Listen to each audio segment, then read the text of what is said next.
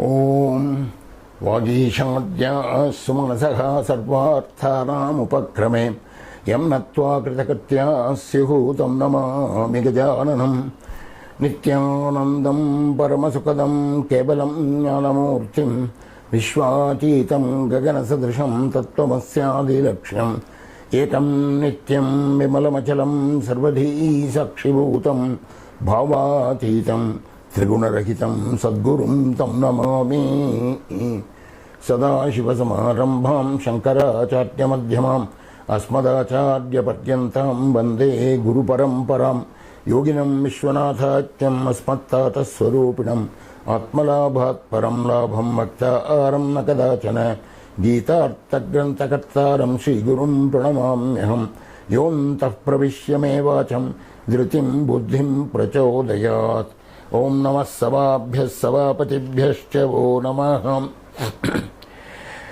Om. Friends, last time when we finished that Advaita Bhakti 1, we ended with the statement Ishwaranugrahadeva Pumsam Advaita Vasana. That is, only by God's grace people get a taste and an interest in Advaita. So because of that, we are now going to study what is Bhakti, and in the next session we will have Advaita Bhakti. Now let us recall what is Advaita in short. The consciousness that is the Atman and the consciousness that is Brahman. That is one, we understand the one thing that is the Atman as a microcosmic reality when we go on inquiring and researching into ourselves. Similarly, when we go on researching and inquiring about what is there outside, beyond and beyond, we come to the consciousness that is Brahman. These two are one and the same, is the conclusion, is the final statement of Advaita. But once we know this, we have not known it by ourselves. We have known it only by an indirect knowledge said by the various books and our teachers. This is only Paroksha Jnana. On the other hand, direct experience is what gives the Aparoksha Jnana, and this is what is called Aparoksha Anubhuti by the great Shankaracharya. Panchadashi, in its one of the two largest chapters, Chitradipam, it has the following sentence: Asti Brahmeti Chet Vedam Paroksha Jnaname Vatate. The moment we know that Brahman exists, the moment we understand that Brahman exists, there is a Brahman which is the consciousness, that is the ultimate reality, that is only a Paroksha Jnana. Aham Brahmeti Chet Veda Sakshatkara Uchyate. The moment that we understand and are convinced and we know fully that myself, Aham Brahmasmi, I am Brahman, that is called Sakshatkara, that is the Aparoksha Anubhuti. It is the experience of seeing the right thing. What is the right thing? That it is Brahman that is everywhere. Sarvam Kalbidam Brahma. The universe has to be negated and Brahman has to be seen in its place. The individuality of the Jiva has to be negated. Brahman has to be seen in its place. That is the conclusion, that is the fundamental final statement of Advaita. Now we'll just come to Bhakti now in this session. Kapila Deva, in his teaching to his mother in Srimad Bhagavatam, categorizes Bhakti into 9 kinds. Bhakti is categorized by him according to the motivation with which one has this Bhakti. One can resort to Bhakti because one needs some violent ends. Violence may be the motivation, and that is the lowest type, Adhama Tamasa Bhakti. Bhakti is categorized first as Tamasa Bhakti, Rajasa Bhakti and Sattvika Bhakti. And in the Tamasa Bhakti, that is the lowest level, there are three things. The one that is motivated by violent ends is Adharma Tamasa Bhakti. The one that is motivated by pride, simple pride, that is Madhyama Tamasa Bhakti. Something better than that is one that is motivated by jealousy. So that is Uttama Tamasa Bhakti. Now we go to Rajasa Bhakti. Rajasa Bhakti is the one that is motivated by sensual ends, that is one goes into bhakti for sensual experience or for wealth or for fame. The one that is motivated by sensual ends is Adhama Rajasa Bhakti. One that is motivated for the sake of wealth is Madhyama Rajasa Bhakti, and one that is motivated by fame is Uttama Rajasa Bhakti. On the other hand, there is what is called Sattvika Bhakti, that is purely for eradication of sins. One resorts to bhakti. That is Sattvika Bhakti, but the lowest kind of Sattvika Bhakti. For the pleasure of the Lord, I am doing things. I am bhakti, I am devoted to the Lord, so that I am to satisfy the Lord, for the pleasure of the Lord. So this is Madhyama Sattvika Bhakti. It is my duty. It is my duty to be devoted to God. This kind of devotion, where it is done nothing for nothing else except but because it is our duty, that is the Uttama Sattvika Bhakti. In fact, all these are only next to what is called Nirguna Bhakti. Kapila explains this.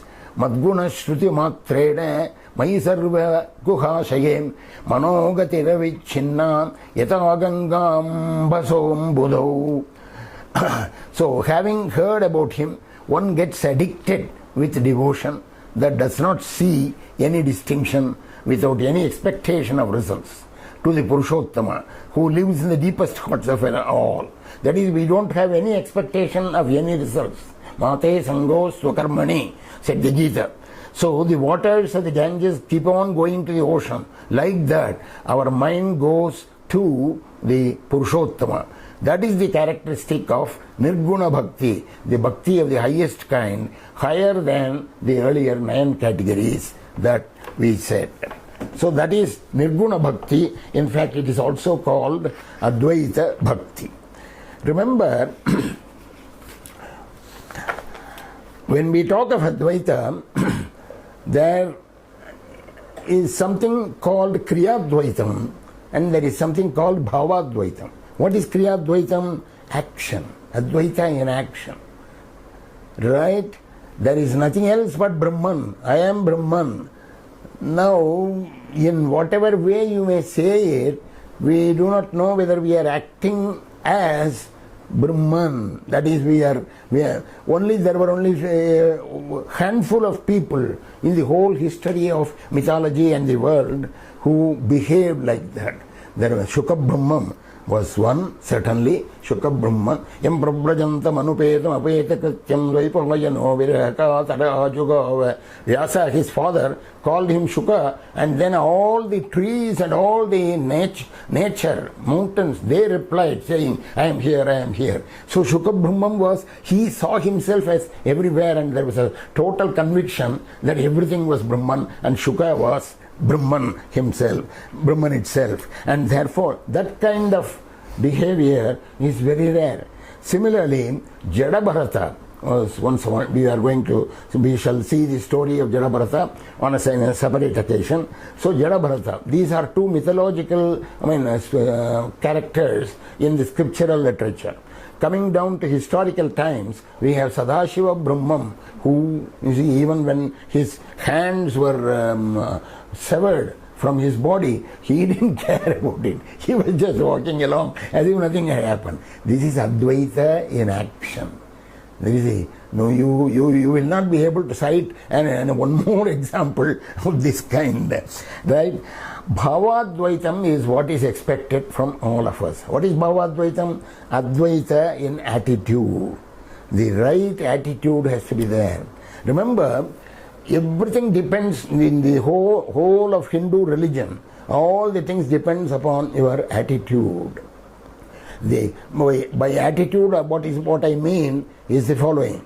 The same hand that embraces the wife or the husband, the same hand also embraces the sister. Now, there is a difference in attitude in both the actions. You see, this is what I mean by attitudinal difference. So, what is the right attitude for Advaita? It is the awareness of the changeless reality within. When praying or worshipping, when doing puja, when we are worshipping the Lord, there should be it should be a conscious step of accepting a duality for the sake of worshipping, for the sake of worldly worship. Really, there is no duality. So there is an attitude of duality there. So the duality itself has to be an attitude. The reality is no duality. So this is the secret behind worship by an Advaitin. In fact, in all the Panchayatana pujas, one says, Deho Devalaya Prokto Jivo Devas Sadashivaha Tejeda Jnana Nirmalyam Soham Bhavena Pujaget Dehaha Devalaya Proktaha. The whole body is temple. Deho Devalaya Proktaha. Who is the deity in it? Jivo Devas Sadashivaha. The Lord Sadashiva, he is the Jiva there. Tejeda Jnana Nirmalyam. Throw away all the Ajnana garbage. Throw away that Ajnana, ignorance, garbage of ignorance. Soham bhavena pujayete. Saha aham. I am he. I am he. That bhava, that attitude should be there. But there should be the attitude of duality for the sake of worldly worship. Right? In fact, the 16 formalities, you see, avahanam, asanam samarpayami, achamanam, argyam, so many things are there in the puja. These 16 formalities, it is only a confession. Oh God, please excuse me, I am treating you as something separate from me, but I cannot but. In order to do my puja, I have to do this. Let this puja strengthen the realization of oneness between you and me. In fact, Shankara himself has in what is called Gangashtakam. You see, there are beautiful stotras by Shankaracharya, and everything he emphasizes this. Matarjamma Vishambhu Sanda Balise Maulau Nidhayanjalim Tvattire Vapushopasan Samaye Narayanam Gridvayam Sanandam Smarato Bhavishyate Mama Prana Prayana Samaye Bhuyat Bhakti Ravichuta Harigara Advaitatmika Shashwati. That is, when I leave my body, O Lord, O Jannavi, O Ganga, please grant that when I leave my body, you see, let my mind think of that ultimate which does no distinction, has no distinction between Hari and Hara. Only the Advaita Atmika, Advaita Buddhi, let it be there. So that is the attitude that we should have even in our daily puja. In fact, in Saundarya Lahari, there is I think it is shloka number 30 or so. Sudehod Grinibiranibatyabiravito Nishevye Nitye Twam Ahamiti Sada Bhavayatiyaga. Twam Ahamiti Sada Bhavayatiyaga. Whoever has the attitude, bhavayati, bhava, everything. So bhavadvaita, as I told you. So whoever has the attitude, Swam aham, you, I am you. You are me. Swam aham iti sada bhavayati aha.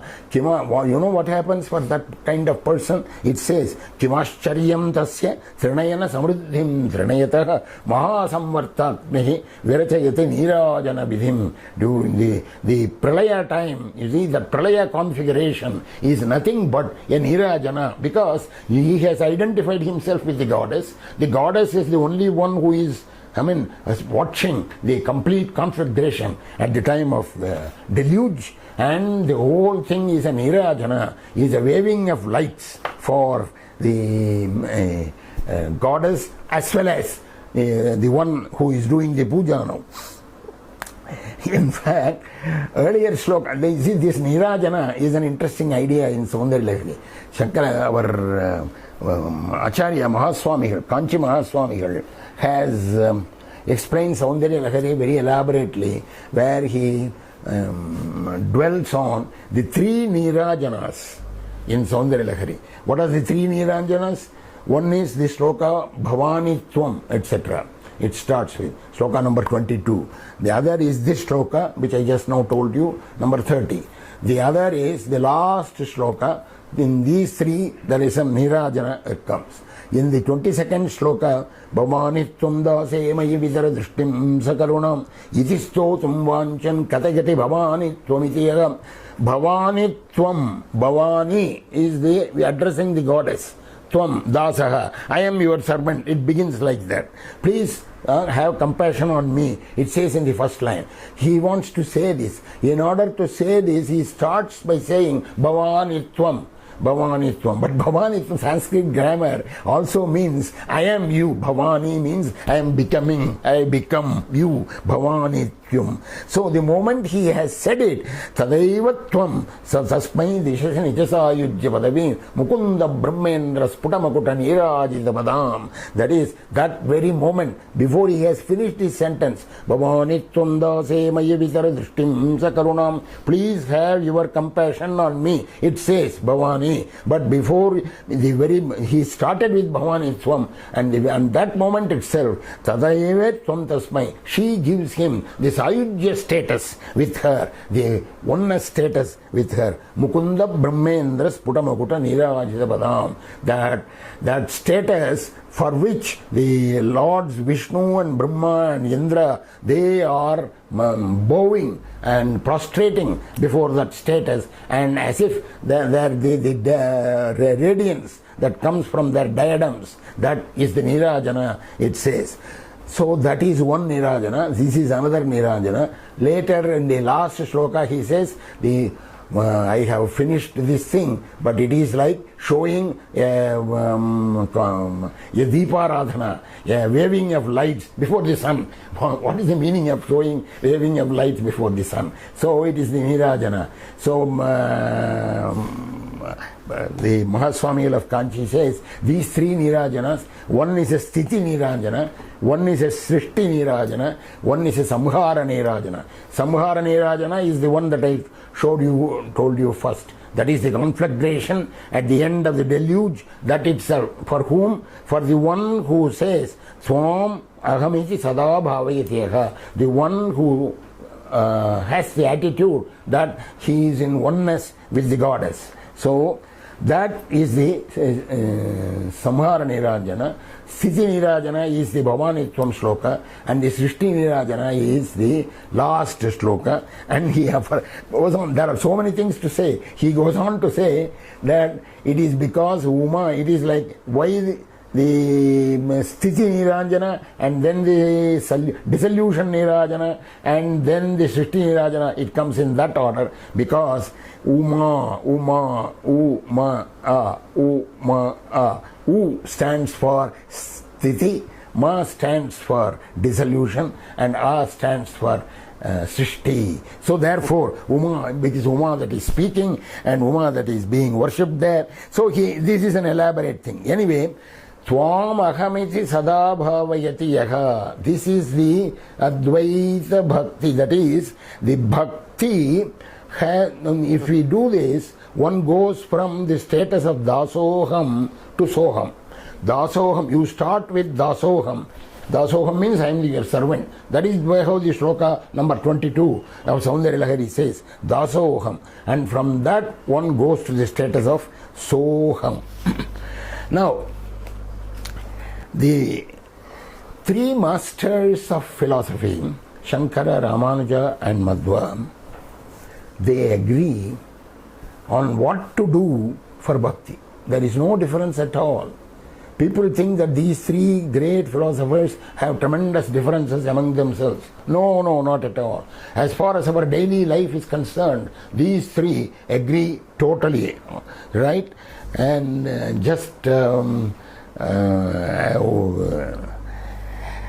so on this bhakti, Shankara has a very interesting shloka there which will lead us on to the further subject now.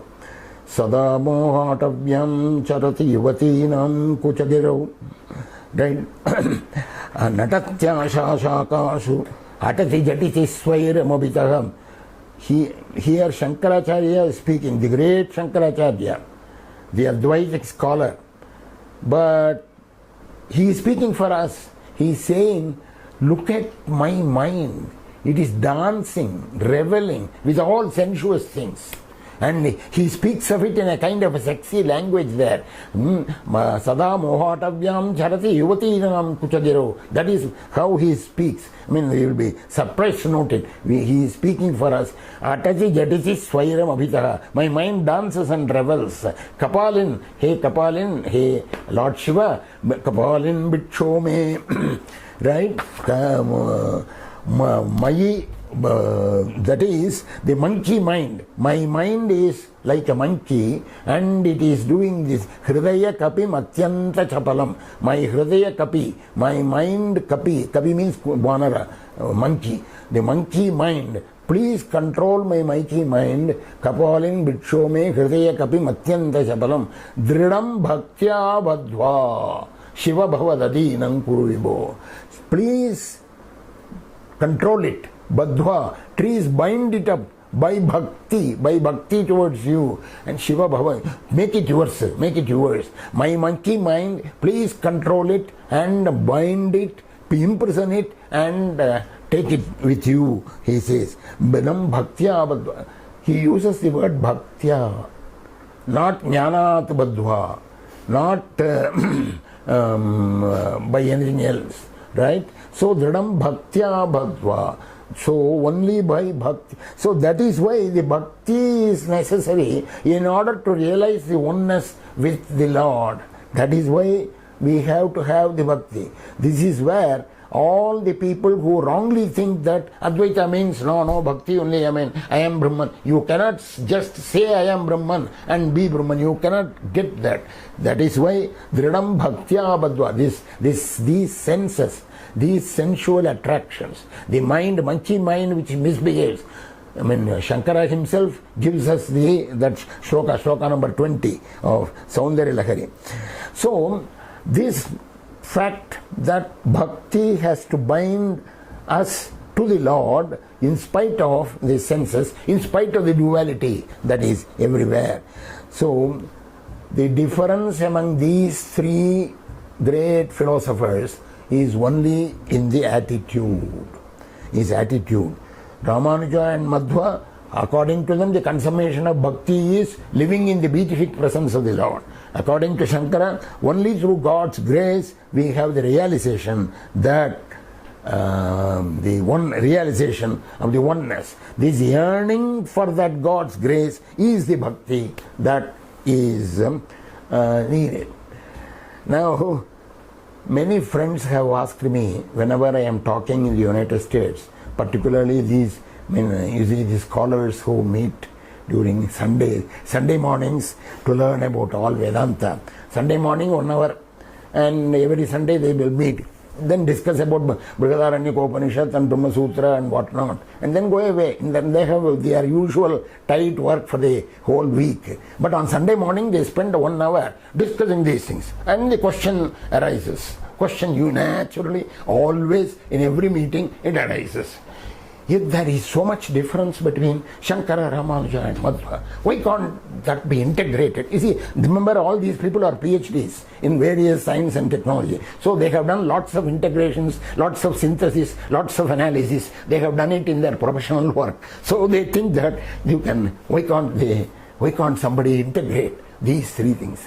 Integration would have been done. There have been great philosophers like Appaya Dikshidhar and Vedanta Deshika. There have been no greater philosophers than them. Vedanta Deshika and Appaya Dikshidhar. Vedanta Deshika in Vishishtadvaita and Appaya Dikshidhar in Advaita. If integration was possible, they would have done it. They were fully capable of doing that. The fact is, our finite minds has a wrong feeling that only one of them could be right. only one of them could be right. No, all of them could be right. Why not? Why not? Show me that slide out. 5 plus 3. You see, I will show you a statement in mathematics. 5 times 3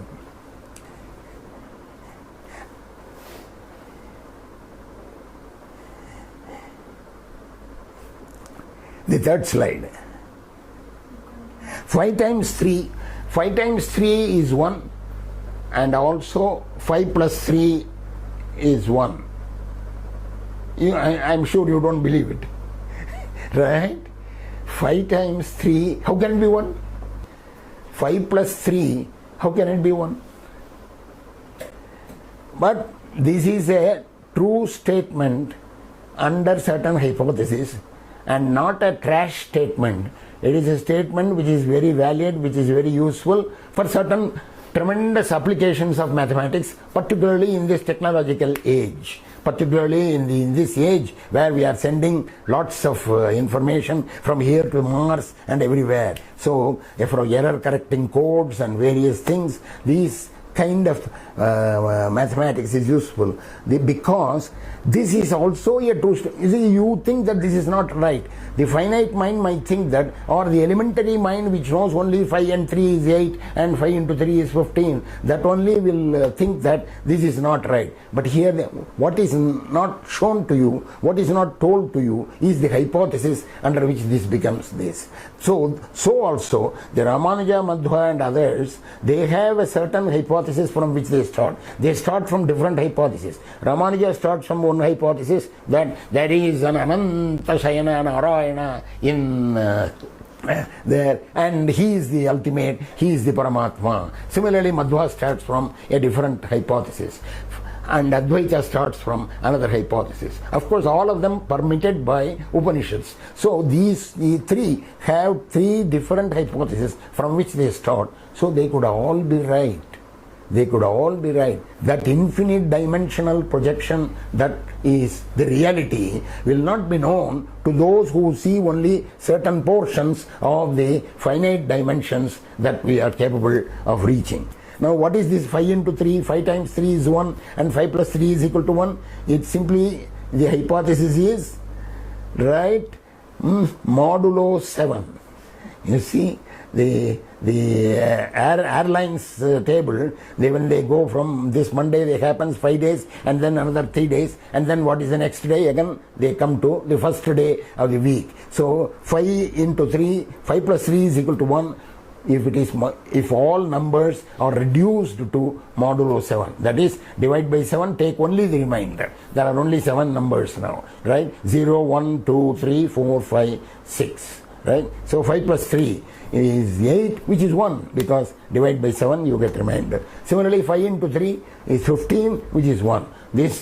So with that hypothesis, this becomes right. So whoever said it is totally wrong, it is absurd, it is nonsense, has to revise that idea. So the whole thing depends upon the attitude with which you approach it. You see, Hanuman, Anjaneya, Ramakrishna used to tell this story very often, that it seems, now Ramakrishna is speaking, sage Ramakrishna, he is speaking. It seems Rama asked Hanuman, what do you think of me? How do you think of me? In what way do you think of me? So Hanuman says, Deha buddhya tudasoham. When I am conscious of my body, I am your servant. Deha buddhya tudasoham, jiva buddhya twadamshaka. When I am conscious of my soul, I am a part of you. Right? Jiva bhutam mahabaho yedam dhadyate jagate, says the Gita. Or deha buddhya tudasoham, jiva buddhya twadamshaka, atma buddhya tvamevaham. By the consciousness of myself, I am you, you are me. That is how I feel like that. So it is a question. Everything is a question, and that is the attitude of Advaita even during the bhakti thing. Now Advaita does not preclude a bhakti, a saguna worship. that is worshipping the image or an idol or an icon, right? The great Advaitic scholars, Madhusudana Saraswati, Appaya Dikshita, they all had the daily rituals. The Panchayatana Puja, what do you think it is? It is with various stones picked up from various rivers of the whole Indian subcontinent, and from that we seem to be worshipping the stones, but we are actually worshipping the ultimate in the form of these stones, but they have no face, they have no hands, they have no legs, they have no form in anthropomorphic form, but still we are worshipping that. It is halfway between the Saguna worship and the ultimate Nirguna worship. So unless you do this kind of worship, you will not reach the Purushottama, the final ultimate. Purushasya Parappartha Bhaktya Labhyas Twadanyaya Twadanyaya says the Gita. So it finally tantamounts to the clarification between what is jnana and what is bhakti. What is jnana? Jnana is knowing or understanding. But it is not just proficiency in something. It is not proficiency in mathematics or physics. It is not mere learning. It is an inward experience or awareness of the truth, right? The realization that the microcosmic, whatever real, that is the same thing as the macrocosmic reality. The ultimate reality cannot be limited, therefore it cannot be having any name or any form. This realization is jnana. On the other hand, bhakti is devotion. But the moment I say that, you think of the worshipper and the worshipped and assumed, apparent contradiction to Advaita. So the question tantamounts to this: can jnani resort to bhakti? A jnani who has realized the self, can he resort to bhakti? Can devotion to the divine be concomitant with the jnana? This is the thing. In order to solve this, I am going to quote for you profusely from the Gita itself. So, first, how jnana, the apex of jnana means ultimate of jnana, is bhakti. 14th chapter of the Gita. The question that Arjuna raises is, who is the gunatita? Who is the one that has transcended the gunas, that has this? So, and Krishna begins by saying, Prakashancha pravrittincha mohamevacha pandava nadveshti sampravrittani nanivrittani kankshati. What prakasha is enlightenment, pravritti is action, moham is delusion. You see, all these things happen very often, but when one thing happens, don't hate it. When another thing happens, don't welcome it. Nadveshti sampravrittani nanivrittani kankshati. When they come, they don't hate, you don't hate it. Nadveshti sampravrittani nanivrittani kankshati. When it goes away, don't desire for this. Udasina vadasino. Right? Guna avartanta ityeva yoma tishtati nengate. Guna guneshu vartante. Guna. It is the gunas that are changing. Udasina vate. Sit, behave, go about as if you are indifferent to everything. Samadukka sukasvastha samaloshtasma kanchana tulyaninda sujarmoni santushto yena kenichite tulya priya priyodhira tulyanindatma samstuti. Ninda and atma stuti. When somebody blames you or when somebody praises you, for both the same. Samadukka sukasvastha sama loshta kanchana. Tile, stone, clay, all these things you have the same. So, mana apamanayo sulyoho, honor or dishonor, sarvaram, and then the punchline, sarvarambha parityagi gunatita sauchyate. Sarvarambha parityagi. Shloka number 25 of chapter 14 of the Gita. Sarvarambha parityagi. All actions you have discarded. What does it mean? You cannot but act. You are always acting. You are standing, sitting, walking, speaking. You are doing so many things. So you cannot say you are not acting. But you have to discard it. What does it mean? This is the key teaching of Advaita. Madbhakta Sangavarjitaha. This is the bhakti. In chapter 11, Shloka 55, Mat karma kan mat paramo mat bhakta sangavarjitaha. He gives you 5 things which are the essence of the Gita, and in that mat bhaktaha is there. This bhaktaha corresponds to the corresponding thing in yatkaroshi yadashnasi yajyagoshi tadasete yattapasyasi kaunteya tatkurushva madarpanam, chapter 9, Shloka number 27. It has 5 things again. There the word yadashnasi, whatever you experience, whatever you consume not matter, eatable only. Experience, you are experiencing all the things, the senses. So that itself also is ashnasi. Yad ashnasi, tat kurushva madarpanam. So make it, dedicate it to me. I am not experiencing. Sarvarambha Parityagi means, you see the 14th chapter Sarvarambha Parityagi and the Madbhaktaha of the 11th chapter and the Yadashnasi of the 9th chapter, these all mean the same thing, that I am not the experiencer. This is the most important thing. That is, the experiencer, I am only body, mind, intellect. My body, mind, intellect is experiencing it. I am not the experiencer. Manchayopya vicharena. So the next shloka in 26 says, Manchayopya vicharena bhakti yogena sevate sagunan samati chaitan brahma bhuyaya kalpate. He who worships me unfalteringly with bhakti yoga, he is the one who transcends the guna. Brahma bhuyaya kalpate. He is earmarked for realization of Brahman. So, the apex of bhakti yoga, you see, manchayo vyabhicharena bhakti yogena sevate. The apex of bhakti yoga is jnana. That is why Bhattatri says, Bhitirnamadhyudya, we have seen it in Narayaniyam. My selection, shloka number 18 of my selection of 36 shlokas. So there he says, Bhitirnamadhyudiyat bhavati nanumana kalpitancha dhyudiyam tyenaikya bhyasashilo hridayamiha yata shakti buddhya niranjam. I will try to control myself to realize that oneness with the Lord. Because Maya vidhetu tasmin punarapitan sasabhati maya adinatam. But Maya overwhelms me. I am not able to reach it. Therefore I am resorting to bhakti. So without bhakti you cannot do that. In fact, Prahlad, at the last moment when Hiranyakashipu, that Rakshasa, has been killed, Narasimha Avatar has taken place, and Nrsimha is there. Nobody goes near him. All the devas, divines are there, but they are scared about this Narasimha. So finally Prahlada makes a long poem of praise that itself should be seen as a Vedanta study, Prahlada Stuti.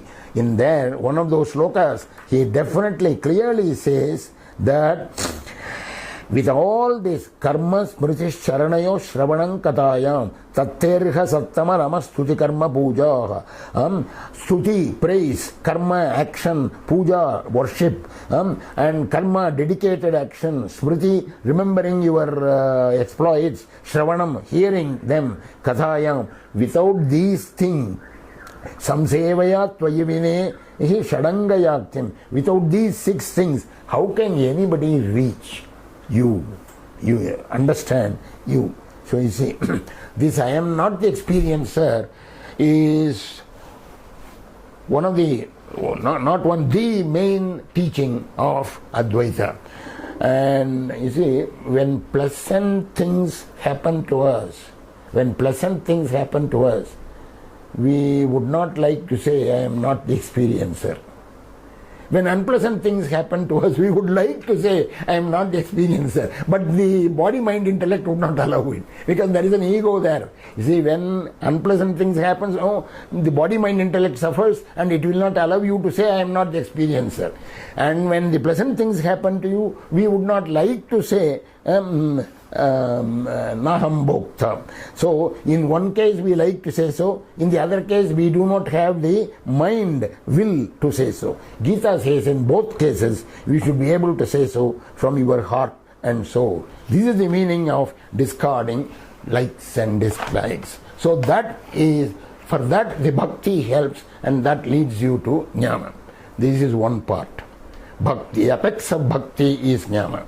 Similarly, the apex of jnana is bhakti. Come to the 18th chapter, 49th shloka. Asakta buddhi sarvatra jitatma vikatas pragagam naishkarmya siddhim paramam sanyasena adigacchati siddhim prapto yata brahma tadapnoti nibodhame. I will tell you now how you obtain that final siddhi. Samasena eva kaunteya nishta jnanasya ya para jnanasya nishta. Jnana, apex of jnana. What is it? I will tell you now. And he goes on describing how one should be buddhya vishuddhaya yukto dhrityatmanam niyamyacha shabdadin vishayan stektva ragadvesho yudasya. He talks of elementary things. I mean, discard raga and dvesha by sheer buddhi. Vivikta sevi lagvashi, go to a solitary place. Lagvashi, eat very little, right?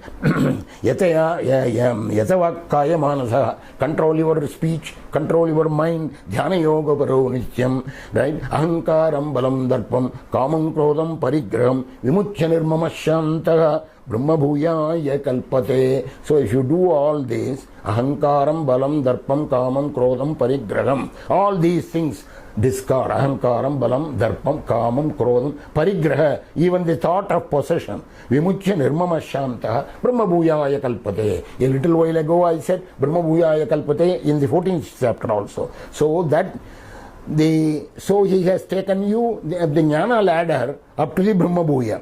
And then he says, Brahma Bhuta Prasannatma Nashochati Nakamshati. Shloka number 54 of chapter 18. Samas Sarveshu Bhuteshu Madbhaktim Labate Param. He has taken you up to the jnana ladder, and then he says, and that point you are equanimous. Samas sarveshu bhuteshu mat bhaktim labate param. He obtains the para bhakti. And the next shloka says, bhaktya mam abhijanati yavan yaschasmi. So, the apex of jnana is bhakti. That is what leads you to the understanding of the Advaita truth. So, this is the final conclusion of not only the Gita but all the scriptures, that the apex of jnana and the apex of bhakti are the same. There is only one thing as the final. How do you define? Now let us see how we define the jnani and the bhakta. The jnani is the spiritually enlightened person who has realized by internal experience ekameva dvitiyam brahma. He has realized it. Right? The true bhakta has an emotional conviction. You see, I have always emphasized the emotional conviction, not the intellectual conviction. Intellectual conviction will give you a PhD, but emotional conviction will lead you to him. How? The true bhakta, Vasudeva Sarvamiti, Samahatma Sudurlabham, 7th chapter. Vasudeva Sarvamiti. So, the internal experience of the jnani, is the conviction of the bhakta, is the emotional conviction of the bhakta. Right? That is where these jnana and bhakta are the same. And that is why Shankaracharya defines bhakti in Viveka Chudamani as Swaswarupa Nusandhanam Bhaktirithyabhidiyate. Bhaktirithyate. That is, there are among all the paths to the ultimate, bhakti is the greatest. Bhakti deva gariyasi. And what is that bhakti? Swaswarupa Anusandhanam. What is Anusandhana? Anusandhana means investigation, inquiry, close inspection of oneself. Close inspection of oneself, of what is inside. You see, who am I? Swaswarupa Anusandhanam. This is bhakti. And this is where we are going to start in the next session, where we will take up this, how this can be done in practice. That is difficult certainly, but I will give you one role model prescribed by Shankara himself, namely the story of Kannappa Nayanar. we will take it up in Advaita Bhakti 3. Lokas samasta sukhino bhavantu.